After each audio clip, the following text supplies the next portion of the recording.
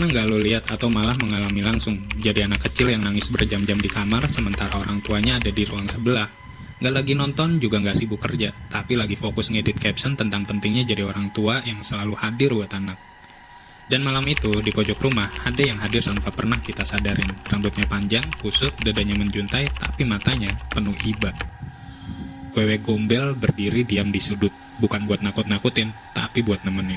Tenang nak, ibu nggak akan nyakitin kamu. Bisiknya. Ibu cuma pengen nemenin kamu. Soalnya mamamu lagi sibuk bikin konten. Cuy, kalau lu masih takut sama Wewe Gombel, asli, itu lucu banget sih.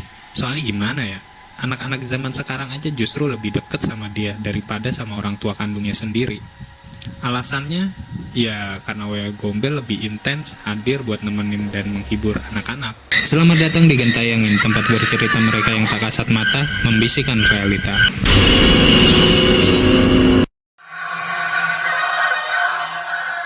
Dulu, anak ditelantarin secara fisik, ditinggal di rumah bareng kucing oren atau di rumah neneknya jauh di kampung. Karena para orang tua harus cari makan, harus kerja keras biar mereka sekeluarga bisa bertahan hidup. Sementara sekarang, kebanyakan orang tua ninggalin anaknya buat scroll reels dan biar terbebas dari beban ngedengerin ocehan anak tentang dinosaurus atau reptil yang katanya imut. Anak zaman dulu biasa ditinggal di kebun tapi tumbuh dengan sejuta harapan. Anak zaman sekarang tinggal bareng orang tuanya dalam satu ruangan tapi tumbuh dengan banyak batasan. Si anak pegang satu barang tapi nggak ada yang pernah nanya, "Lagi main apa kamu nak?" Dia manggil orang tuanya tapi dijawab, "Bentar ya, mama papa lagi Zoom meeting." Anak itu pun diem, anteng, gak mau lagi banyak bicara karena dia udah paham. Suara kecilnya gak masuk dalam sistem prioritas rumah ini. Saat itulah Wewe Gombel datang. Dia lihat tragedi itu, dan untuk pertama kalinya dalam sejarah mistik Indonesia, dia udah gak sanggup nyulik anak-anak terlantar lagi. Saya sudah overload, Katanya lirih.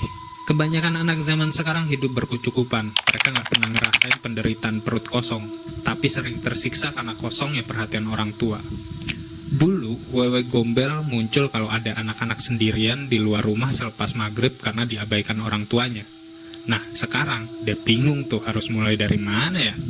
Soalnya, hampir semua anak merasa sendirian, meski orang tuanya di samping mereka persis. Dulu, bocah mana yang gak ciut pas denger nama Wewe Gombel disebut. Dia dicap residivis penculikan anak dan punya reputasi seram yang all in. Padahal, kita aja yang gak banyak tahu kalau Wewe Gombel tuh bukan monster lagi. Sebaliknya, dia itu sosok pelindung.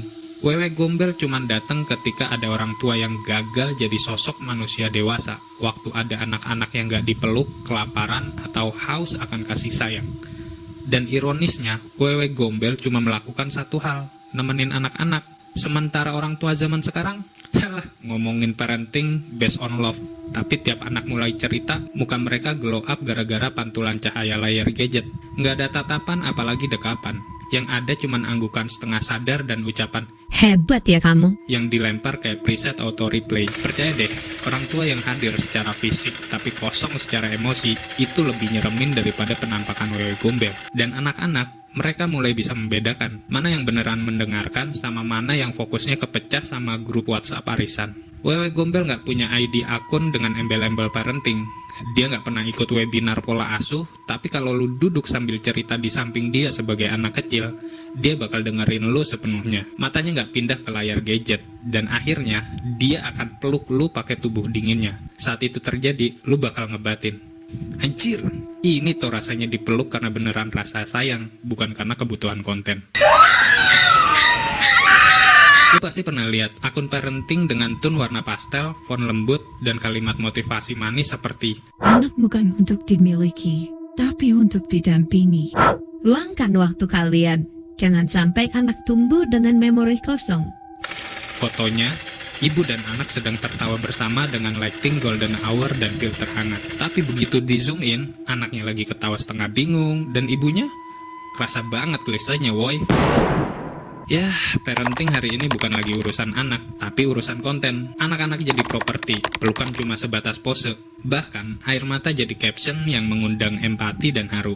Padahal mah, semalamnya anaknya habis dibentak-bentak. paginya ortunya lupa minta maaf ke si anak, sampai sorenya pun mereka nggak kepikiran kalau anak tuh ngerekam semuanya sampai jadi trauma.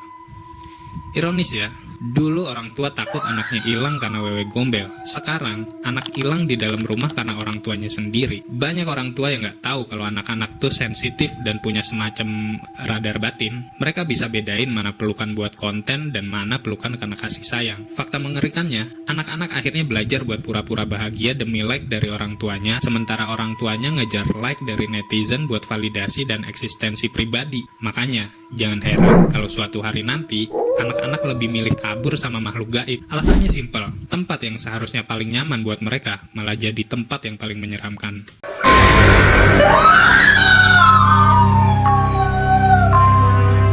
Buat lo yang lagi sibuk nyari definisi orang tua ideal, sampai beli buku, ikut seminar, simpen quote-quote manis di folder parenting goals, coba deh mundur sedikit. Soalnya, kita suka lupa sama satu hal yang sepele ini. Anak nggak butuh teori yang rumit. Mereka cuma butuh kehadiran orang tuanya. Kehadiran yang gak banyak ngomel, lebih banyak mendengarkan. Yang gak sibuk sama gadget pas anak cerita soal teman pertamanya di sekolah. Dan lu tahu siapa yang bisa kasih itu sejauh ini? Yap, wewe gombel. Nggak punya ijazah lulusan ilmu psikologi, nggak pernah ikut pelatihan positif disiplin, apalagi ahli parenting. Tapi dia datang, duduk, dan dengerin waktu ada anak yang berkeluh kesah. Nggak pernah maksa anak itu buat jadi kuat secara instan. Nggak nyuruh anak itu mingkem, nggak minta dia pinter, nggak marah kalau anak nggak ngerti cara menjalani hidup. Dia peluk anak-anak yang kesepian pakai kedua tangan panjangnya, yang katanya menyeramkan, tapi bisa ngasih kehangatan, daripada tangan orang tuanya yang cuma bisa scroll dan swipe up layar HP. Dan kita mesti mengakui hal itu, karena faktanya, kebanyakan orang tua sekarang tuh sering banget muncul di story, tapi jarang banget hadir sepenuh hati meski cuma dari sore hingga malam hari. Jadi cuy, kalau nanti suatu malam lu lihat ada wewe gombel di loteng rumah lu, jangan langsung parno kalau dia mau nyulik anak lu. Bisa jadi dia cuma mau ngecek ada nggak anak yang ditelantarin atau dieksploitasi jadi materi konten di rumah lu. Dan kalau lu denger dia berbisik, Maaf ya nak, itu bukan buat anak lu atau anak-anak yang lain. Itu buat kita, orang-orang dewasa yang gagal jadi orang tua yang bertanggung jawab.